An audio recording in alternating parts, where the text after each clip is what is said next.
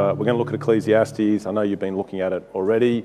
It is a fantastic book. That's why it doesn't matter, whether we're virtual or non-virtual. There is just so much to get out of this book. It's a book that, I really get excited by this book. It is a very unique book. It's quite raw in its style, I find, quite, if you like, almost unsanitized in the way it's approached.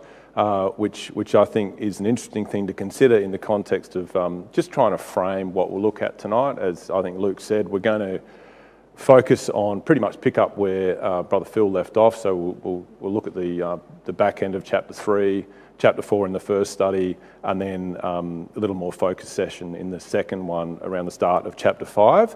I'll touch in a second on what, just a bit of overview about what they are about. But I thought even before we go into that, I just want to step back and sort of, in a way, recap on what the other speakers have said, just to set the context around what this book is about. So I think the reason for that is it helps frame the whole, interpret what we're looking at tonight. And I think one of the key things around that is to understand why Solomon wrote this book. Okay, so if you contrast it, say, to Proverbs, which we know he also wrote, you can see there are some common elements. I think you can get the feeling that the same person wrote them, but you can also see that it's almost like it's the same Solomon, but it is a different Solomon. And there's no doubt about it that the Solomon that wrote this book, in a sense, was a very different man to the one who wrote Proverbs. When he wrote Proverbs, he was kind of on the way up, if not, getting towards the top of his life in terms of spirituality, success in a good sense, not in perhaps the bad sense that it became later. He was going incredibly well, and he was full of wisdom. He'd been taught well by David and Bathsheba, had good influences around him, and he had, of course, he was blessed miraculously with wisdom after that. Even in 1 Kings 3, he had a lot of good things to say, and that is, Proverbs is a result of that. Ecclesiastes, you see the same sort of wisdom, I think, but there is, as I said before, there is this rawness there. I think there is almost a sadness there, because the Solomon who wrote Ecclesiastes, in my opinion, had been burnt by his own mistakes. He had made an absolute mess of his life. He had gone from a fantastically spiritual individual to a man who he ultimately got into idolatry. It is unbelievable that is where he sunk to, but he did sink to that level slowly but surely as he degenerated spiritually, as he lost focus on the things that mattered. And that is the man who wrote this book. The upshot of that is, yes, it is different to Proverbs. The beauty of that is it is kind of blunt. It does cut to the chase. It does get into sort of beyond the niceties, if you like, into some of the real root issues that trouble us in life. And if we can listen to that, of course, we can benefit tremendously. Because I think what he was trying to do when he wrote this book is essentially spare people, especially young people. There's a bit of a mention of young people at the start of chapter 12. There is a bit of that bent to this book, but anybody really, to spare them making the mistakes that he made. And he made a lot of mistakes. And if he can make them, and he was extremely bright, extremely spiritual, extremely wise, if he can muck up, then we should be listening, because obviously we're capable of the same thing. So that's sort of just the frame I thought we'd set before we look at the chapters we're looking at specifically tonight. So coming to chapter 3 and 4, what we're going to see, I suppose, in this first session is we've looked at the time aspect at the start of chapter 3. I think Solomon then at the end of the chapter starts to build on that. And he introduces to us, in that context, a couple of just massive problems this world has, right? One of them is death, one of them is unfairness or injustice. Big features of this world, and I think he's sort of building the case around this world isn't that great, so we need to look for the next one, but we'll come to that in a second. And then he uses that as a bit of a backdrop to head into chapter 4, where he looks at different approaches to kind of work and career, and how they play off against relationships, and sometimes come at the expense of relationships.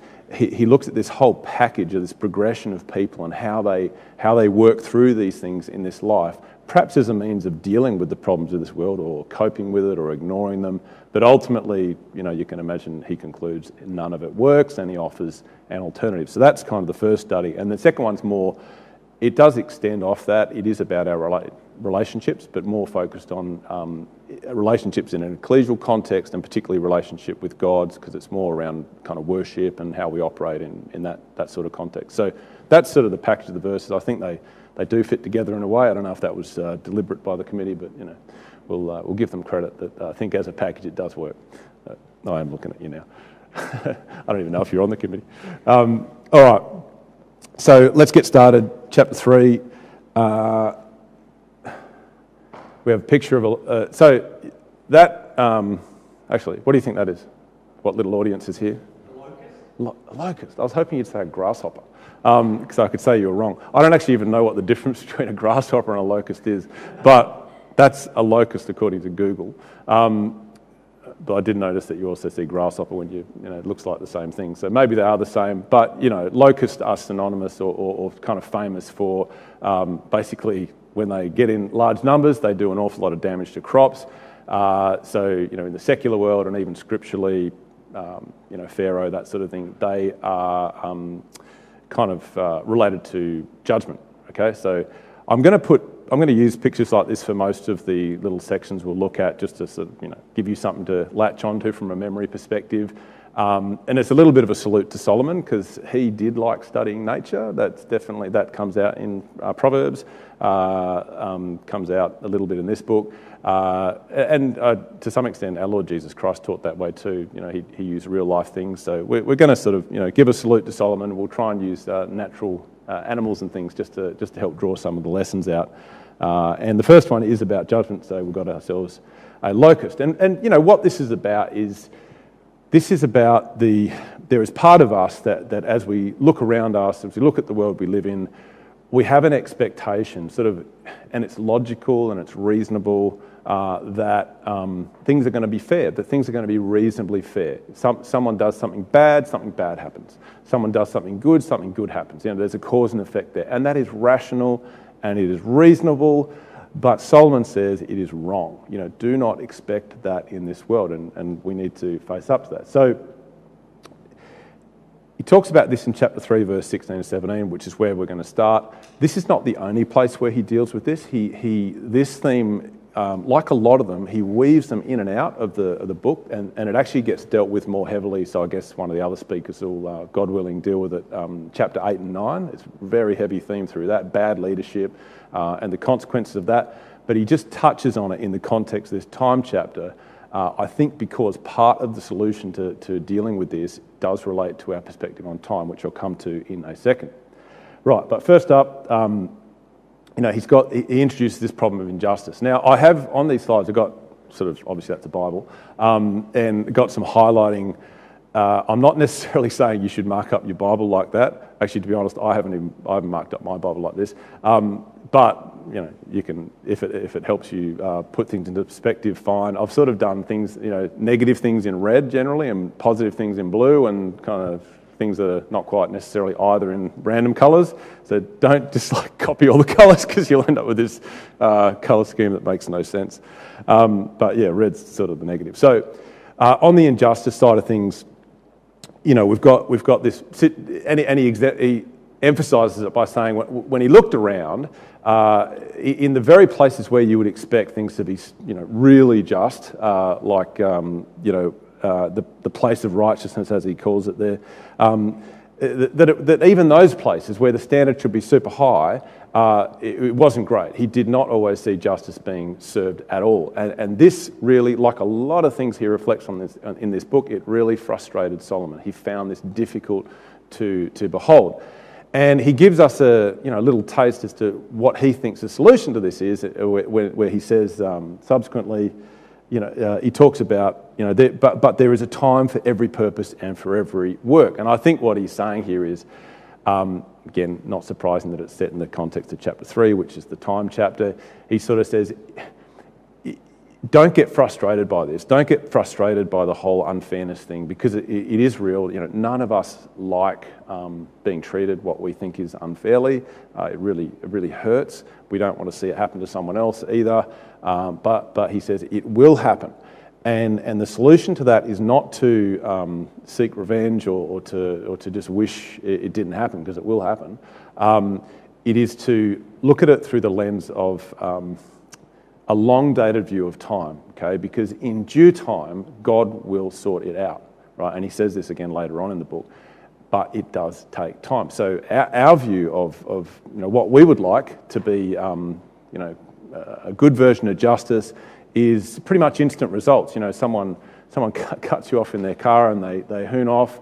You sort of almost, there's a little piece that wants to see him in a ball of flames when you get down the road, or no, I wouldn't think that, but or you want to, you sort of, I don't know if you ever thought this, you think, if only there was a policeman, and you just, and there's never a policeman, right? We want instant justice, but we will not get it, says Solomon.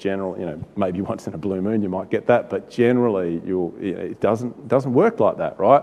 Take a long-dated view, because God's view of time is much more that way than our own. If we can align with that, or the more we can align with that, and it's obviously very difficult, the better off we're going to find coping with this issue, right? So time plays part of the solution. And I think that's why it's set in this chapter, even though this is not the dominant section that deals with this unfairness theme in Ecclesiastes. That's my theory anyway. All right, so that's problem number one with this world. He's also building a picture here of this world isn't so great, right? The whole book is building that picture, but he's building this picture, and I think it's partly laying the foundation for chapter 4. Okay, what we've got here is, anyone know what that is? That's a vulture, yeah. Well done. Okay, vulture, in my opinion, is symbolic of death. I'm not saying these are like hard line, biblical symbols. That the symbol of death in the Bible is the vulture, because I've got animals that aren't even in the Bible coming up, so I'm not saying that. But vulture's not a bad indicator of death. Even bigger problem than unfairness is death in this world. I think we don't always tend to think about it, and that's probably how we deal with it mostly. But a lot of us probably have been to a funeral. It doesn't happen that often, but of perhaps someone we really were quite close to. I think we probably all deal with that differently, but it really hurts, right? There is a sense of finality. Maybe some of you have even been to the funeral of someone who's not in the truth, which I certainly have, some of my grandparents. And it's even, it's probably, I'd say, even worse. There is an absolute sense that is it. All the things that person brought into this world, all the things they did, all the good things, all their characteristics, their idiosyncrasies, they are gone forever. And it is really quite sad.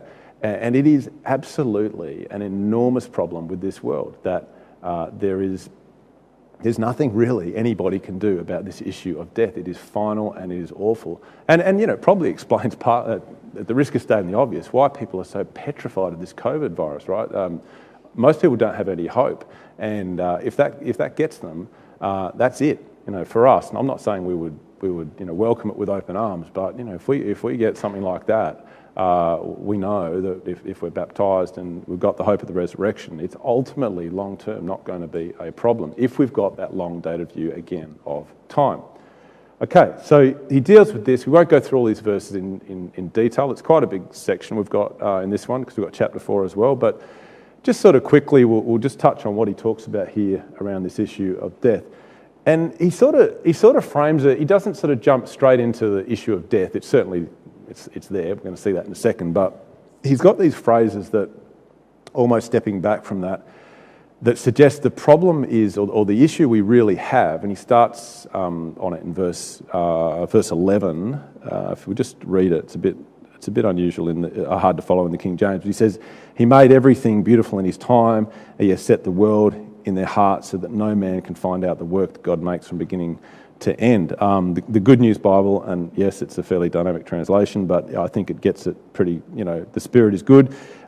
He has set the right time for everything. He has given us a desire to know the future. Right. But never gives us the satisfaction of fully understanding what he does. So there's this part of us that, God's put it in us.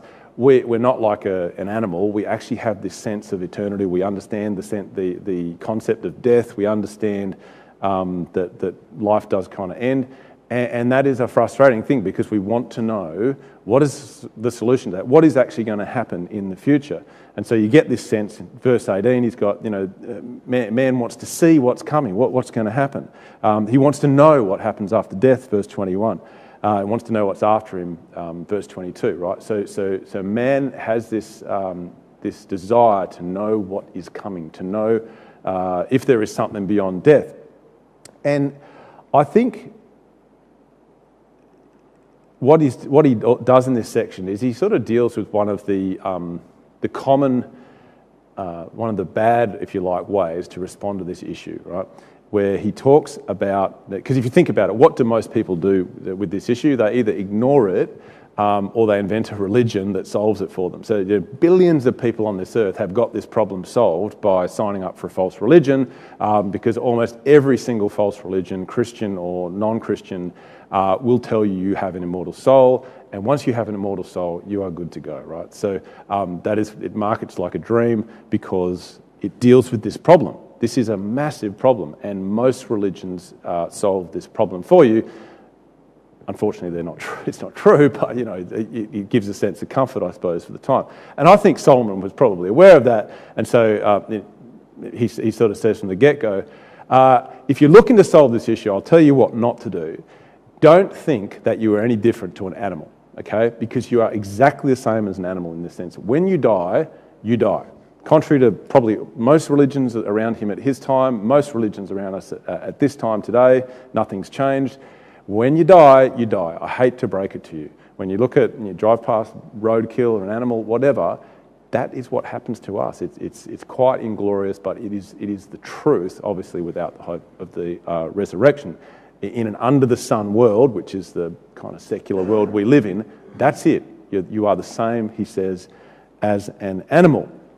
So kind of like, don't latch onto that as your solution. That's not the solution, because the time will come when you will die and it will be just like an animal. And what he presents to us by way of a solution to that is this is just a subtle allusion to it, but in verse 22 he talks about, look, there's nothing better than that a man should rejoice in his own works, for that is his portion, for who shall bring him to see what shall be after him. So essentially what I think he's saying is, don't stress about, what's going to happen, and I'm going to die, am I going to live forever, do I have an immortal soul? He said, don't worry about it, just relax and don't stress about those things, and actually just enjoy life. Now, this before you sort of think, I'm saying eat, drink and be merry, for tomorrow we die, that is not what he's saying here. He makes this sort of statement multiple times in this book. I think it's one of the most important concepts he brings into the book. And it is not eat, drink and be merry, for tomorrow we die. It is, and nor is it, that's what people in the world should do, because they've got nothing else, so they may as well just live it up and die, right? That is not what he's saying. And the definitive proof for that, and we'll just turn it up. If you go to chapter 9, verse 7, it is good to know this, because it sort of debunks that view. I call them sort of the antidote quotes or the simple life quotes, where he just tells us to live a nice, simple, moderate life, enjoy a meal, time with friends. That is the pinnacle of this life under the sun. That is the ultimate, the best life you can have. And the proof that it definitely applies to us is one of the rare passages that is directed exclusively at us. They're the thee and thy passages, is chapter 9, verse 7. So you go to chapter 9, verse 7, he says, go thy way, eat thy bread with joy, and drink thy wine with a merry heart, for God now accepts thy works. Let thy garments be always white, and let thy head lack no oil. Live joyfully with the wife of whom thou lovest all the days of thy vanity, and so on. Okay, so that is one of several verses that are that style, and that one puts it beyond all doubt. It applies to us, right? That is advice for us to the extent we are living under the sun. What's the best way to do it? Well, it is by living a simple, moderate life. And that is his solution, to a lot of things, actually, and it's to this problem of death and the unfair world we live in. Don't get stressed about it. Be patient. Let God, in his own good time, deal with these things, and he will. He will. However, I'll explain that in a minute. What we have in chapter 4 is, having sort of set that background, I think that's a real photo. I'm not sure what happened to the mouse after that, but having set that background, what he's going to do is he's going to deal with what he saw was a pretty common problem in terms of coping with things like that in this world. What Solomon observed, and I think we've already, Brother Neville, I think, made the point that, chapters 1 and 2 are really around Solomon's, if you like, almost his experimentation with the world's solutions. I don't think he phrased it like this, but this is how I think about it. Sort of the world's happiness theories. What will satisfy you? There was all these things he tried, maxed out on all of them: wisdom, new stuff, building projects, women, the whole lot. That's what chapters 1 and 2 is all about. And of course, he was highly successful at the lot, but none of them really made him happy. So that's chapters 1 and 2, and then he moves on to more observations of other people and starts to give us some lessons based on that as well. Having said that, I think some of the observation sections that follow chapters 1 and 2 absolutely apply to him as well. He did a lot of these things himself. Not all of them, but a lot of them. Anyway, as he observes things and observed people trying to kind of get through this life in an under-the-sun world, he saw people almost trying to work their way through it, plan their way through it, succeed their way through it. Maybe building a financial position, insurances, superannuation, that sort of thing. He saw people trying to get ahead in a certain way, and so kind of make the most of an imperfect world. And what he's going to do in chapter 4 is present to us a progression of, I think it's sort of 4 people he's presenting to us. Present these 4 people to us. I think it is a progression, like going up a ladder, gets to the apex at the end of chapter 4. And what he's going to really attempt to show us is that it doesn't matter where you are in the pecking order of success and seeking that out in this world. At no point will you actually solve these problems, right? So sort of forget it. But in going through it, there's some fantastic practical lessons for us. We should be able to relate to 1 or 2 of the rungs. We pretty much fit into 1 or 2 of them ourselves, and there are some really good lessons there. So we're going to look at that. Now, perhaps the ones we can least relate to are the 2 extremities, and he does start at the bottom, and hopefully we can't relate to this one that closely, but there are people who fit into this bill, where he pretty much starts with people in this world who just are under the foot of other people. They are miserable, and they will kind of never really get out of that. This echoes what he said already around the fact that this world is unfair sometimes, and some people just, they start behind, they live a life behind, and they finish behind, and it's just tough for some people, and that's a feature of this world. It is what it is. And so he observes this in, hang on.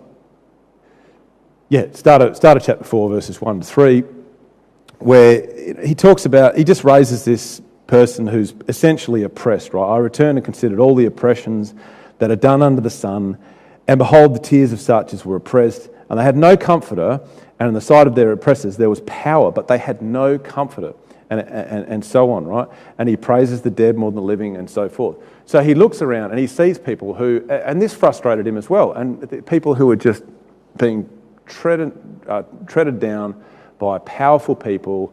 They didn't seem to have a lot of networks or support. Nobody really intervened, and it just was what it was. Now, this position isn't going to be the one where people are going to say, oh yeah, I want to be there, and that's how I'll solve this world's problems. But it does sort of set the frame or the bookends of the whole progression. This is the bottom. So nobody wants to be there. And so what do? They aim to go higher. And typically, and this probably is one of the more relatable ones, people decide, well, I'm not going to be like that. Some people have no choice. They can't get out of that sort of rut. But, we might think, I don't want to be like that. I am going to work hard. I am going to earn a good income.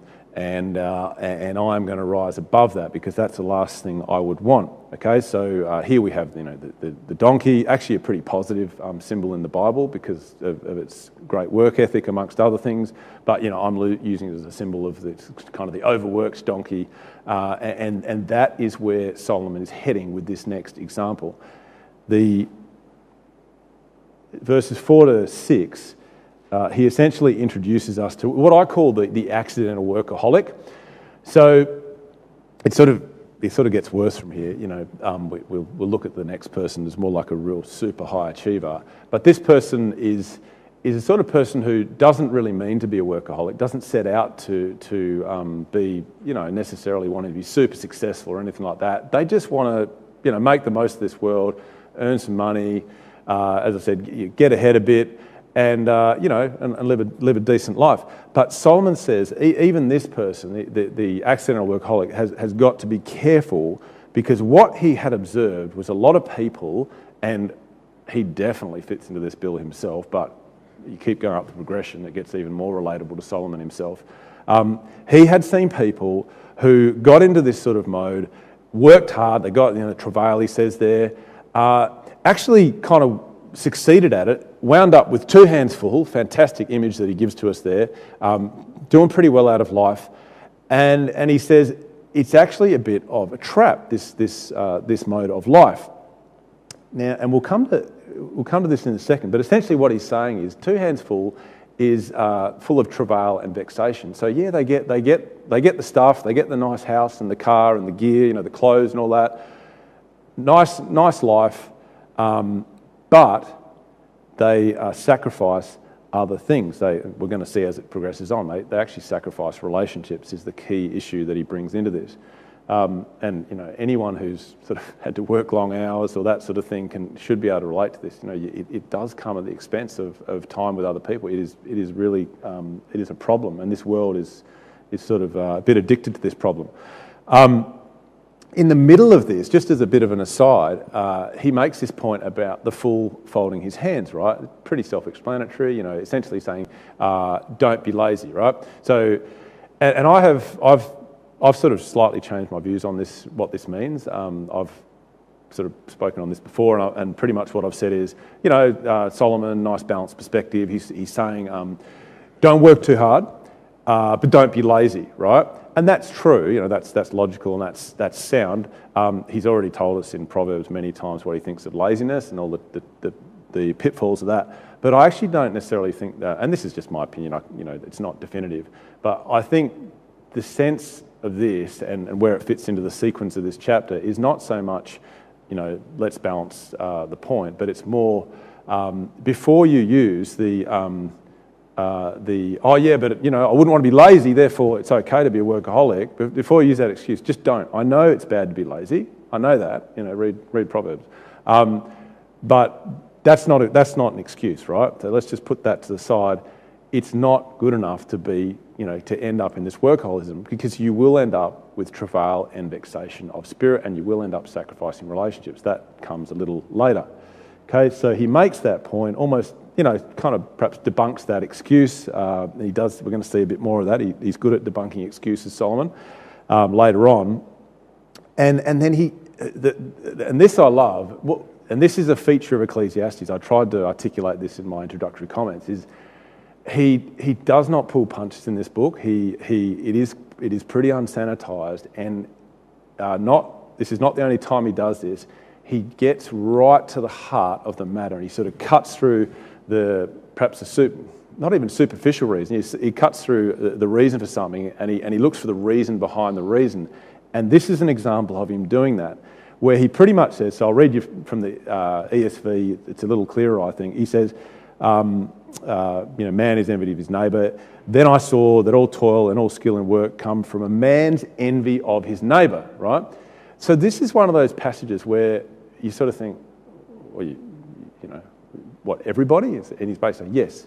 People who are like this, there is one reason why they are like this, because they want to be better than the person next to them. And you sort of think, well, not me. I work hard because, I want to feed the family or, He says, no.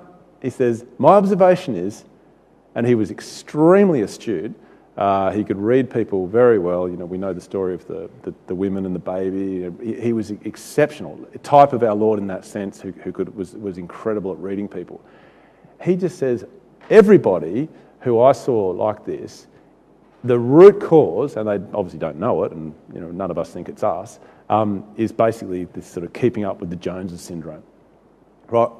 There is a little part of us deep down that wants to have to rock up to the meeting or whatever in the nicer model car than the other person, right? It sort of feels good, right? Who wants to wear the slightly nicer gear, who wants to have the slightly better sunnies, who wants to have the the iPhone 11 instead of the 10. Oh, the 10, you know. I got a 7, so I'm really bad. So, you know, it's the truth, right? We like that. It wants to live here instead of there, and so on.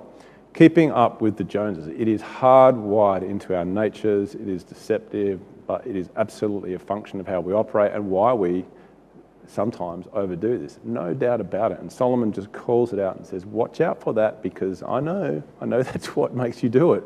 It's what made him do it too, I'm sure. He got into it massively, all that sort of thing. So he says, just be careful of that. And then the antidote again, you know, that handful with quietness, it's the same concept. He is promoting, all through this book, he is promoting a pretty unglamorous lifestyle, but it's the right lifestyle. It's a handful with quietness, as he calls it. A fantastic image. So, yeah, you can have 2 hands full, but it will be with travail and vexation, or you can have one.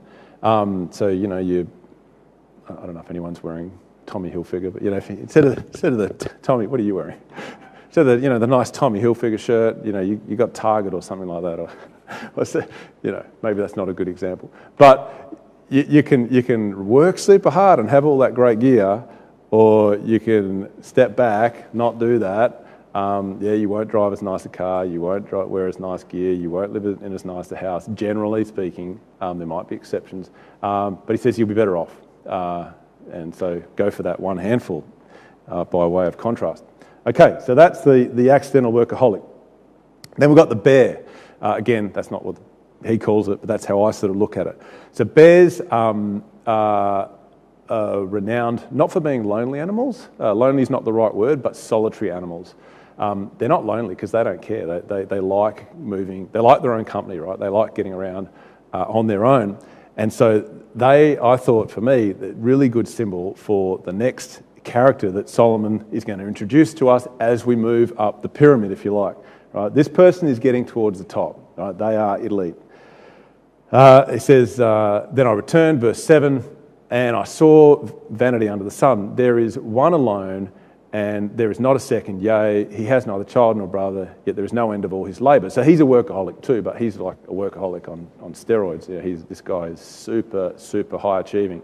Neither is his eye satisfied with riches, and nor does he say, of whom do I labour? So this person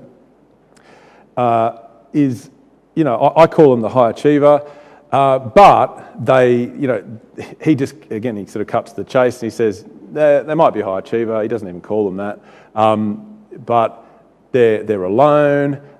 They don't have any sort of deep relationships. I don't think they necessarily don't actually have any siblings or children or that sort of thing, but they may as well not. You know, that so much they devalue those relationships. Why do they devalue them? Well, it talks about riches, right? They want to be successful, super successful. So this, in the society we live in, not everybody, but a lot of people would say this is the ultimate, right? This is where you want to be. So to me, this is the Olympic gold medalist. This is the A-list Hollywood actor. This is the corporate CEO, right? These people are super, super successful. And yeah, a lot of people in our society would say, wow, you know, if my child became that, I would be so proud. But Solomon says, well, you know, you're a fool, because it comes at a very, very, very high cost. If we want to be super successful in those, if you like, secular aspects of life, that are not necessarily sinful of themselves or anything like that, but if we want to be super successful, as Solomon was super duper successful. He was an elite high performer in everything he did. But if we're going to do that, it will come at a cost. Even he had tremendous issues with his relationship. I mean, apart from the fact he had far too many relationships with women, Rehoboam didn't turn out well, we know that. He had trouble with his relationship with God in the end, right? So his high achiever status came at a very high cost, and he's essentially saying, don't go there, it is a trap. The way he sort of challenges the high achiever is he says, when I look at you, it perplexes me that you don't even ask the question, what am I actually doing this for? Like, I've got a massive bank account, I've got the 7 gold medals, I've starred in all these movies or whatever, I've got the $5-10 million CEO salary package per annum. I've got, but what is the point, he says? Because you cannot actually enjoy it with them. That sort of concept comes up in chapter 5 and 6 as well, a bit later on as well. But he says, you actually do not stop. You are so busy succeeding that you cannot stop and ask the question, what am I actually doing this for? And the inference is, if you're not doing it to improve the relationships with the people around you, then forget it. It's a waste of time. But they don't stop to ask the question. And so he challenges that. He says, you've got to stop and just think about, why are you doing this? And that's, and it's a challenge to us. Sometimes we just got to stand still and reflect on, as we get through these things in life, we get extremely busy sometimes. What am I actually doing this for? And it's really quite a difficult thing to do sometimes, to step aside and do that and to ask these questions. But he challenges us to do that, because if we don't, well, we could find ourselves like this so-called high achiever, super successful in every sense but the sense that matters, which is in our relationship with God and the people close to us. That is the challenge of the bear. Now, at this point, I think he sort of jumps off to the side that there isn't like another person, which is I don't know if that's a goose or I think it's a goose. Geese, yeah? Duck, geese, yeah. It's a bird. It's a goose. Someone can send a note to the chat room if it's not a goose.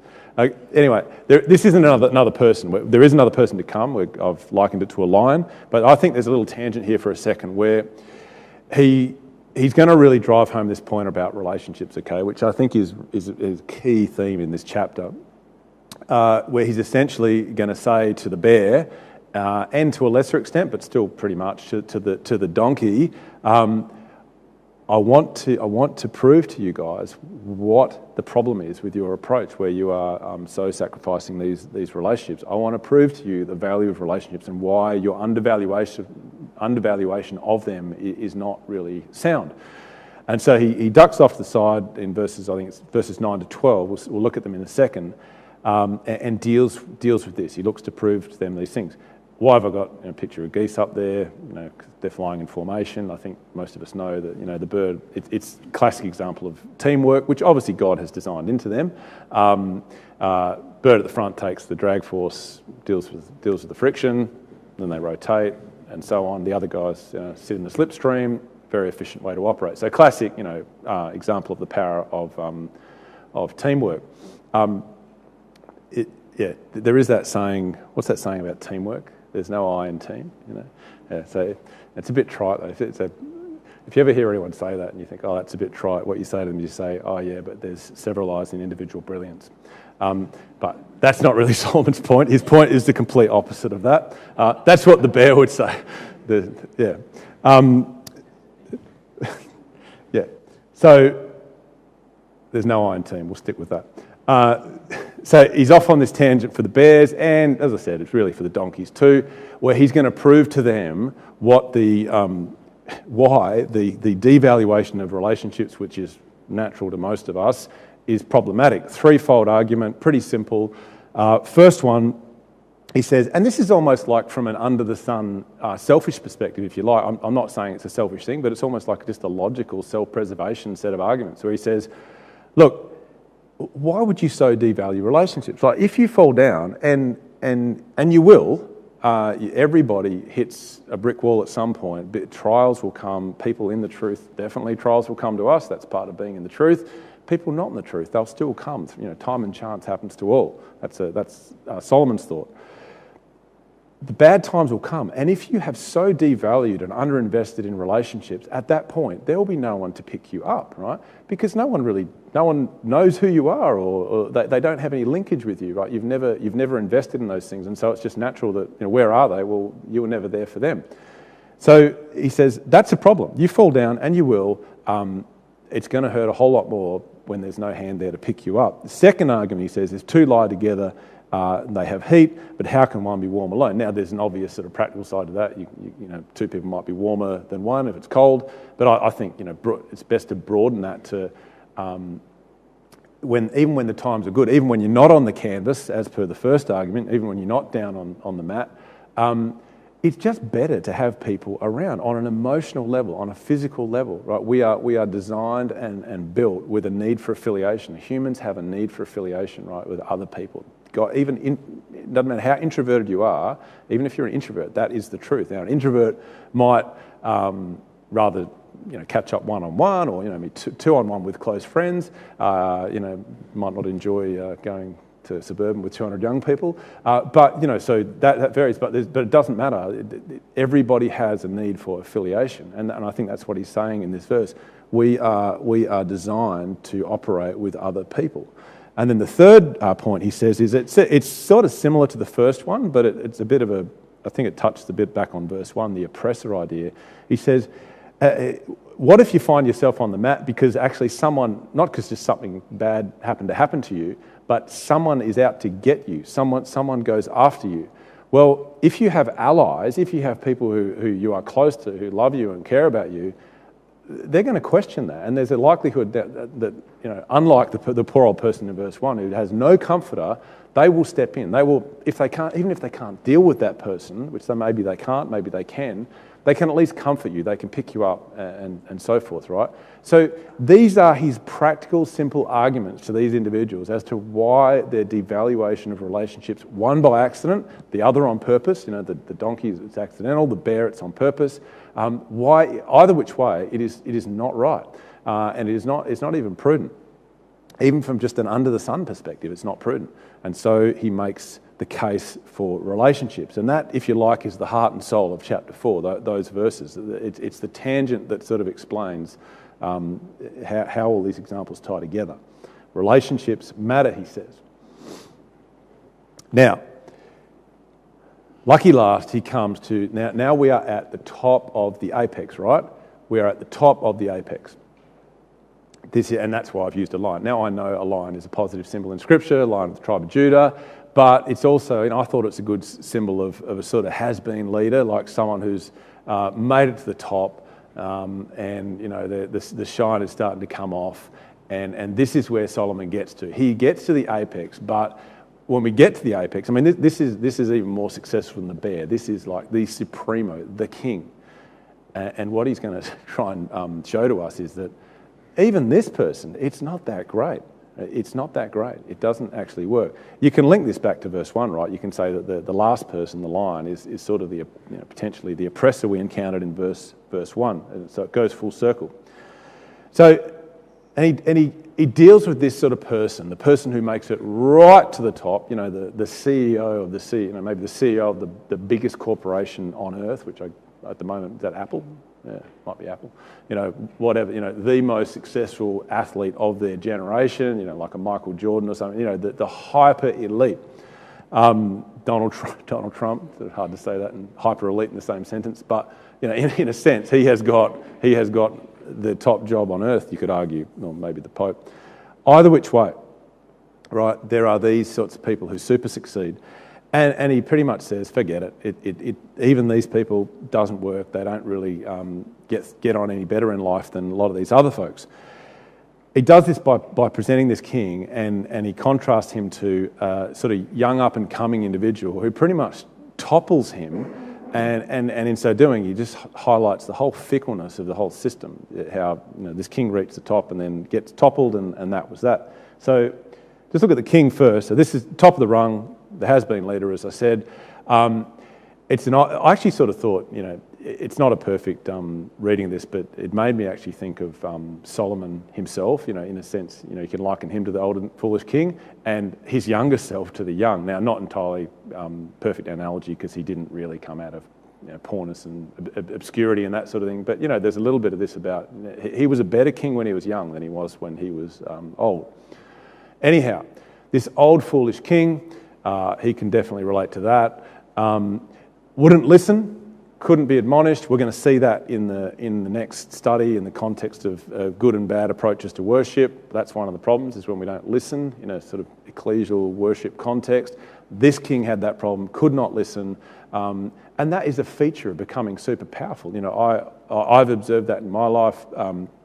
Sometimes we can be like it ourselves, obviously, but the more powerful people become, the more difficult sometimes it can be to get them to listen to someone other than themselves, right? That is a problem that comes with power. I've seen it in the corporate world, absolutely. Then the more powerful people become, not always, but some people, it goes to their head and they just don't listen, and it creates dysfunction. Okay, so you get people who don't listen, like this king, and essentially he says that, the problem with this is once they disappear, people didn't really respect them. They had a lot of power, they had a lot of influence, but deep down, nobody liked them. So once they disappeared, guess what? They also that come after them shall not rejoice in them. So no one looked back fondly on these people. They had their moment, their time in the sun, and off they go, and nobody cares. And so he says, quite appropriately, that is vanity and vexation of spirit. Contrast this to this sort of this up and coming king, right? Better is a poor and wise child than that king, right? So this is a younger person, not a lot of money behind them, not a lot sort of a basis to claim the throne. It's not clear how they took the throne. They were from another land. They wound up in prison in this land. And then something happened. Was there a coup or something, rebellion? But they end up in the top job, and the king is gone. And people are stoked because they didn't like the king anyway. He was a ratbag. He was selfish, power hungry, and this king is more magnanimous, perhaps as a function of that different background. And by inference, they listen, and people like leaders like that.